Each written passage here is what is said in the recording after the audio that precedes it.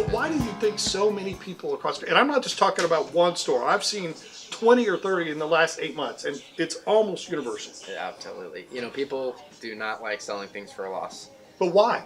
I mean, it's you against can't get your money DNA. back, right? It's against your DNA. But it's sunk. I mean, the money, the Absolutely. customer's gone. You can't go find them and say, "Give me my $100 back. I should have given you 50." Yep. No. So, but why are they just admitting defeat? What is it? It's Ego? in my opinion, it's ego. It's admitting defeat, ego, and just the wrong mindset. It's business. I'm not in love with any of this stuff. And it's I'm in worth love with what someone will with pay me dollars. now. You know? It's worth it's worth is what somebody's going to pay you now. And It's if not this worth what watch you somebody put paid 100 for it a month ago. So you put 100 in that watch, but it's worth 80. But that's $80. You could turn a loan back out. Absolutely. $80. You don't have to go borrow from the bank to pay out, Absolutely. which is where I think people get.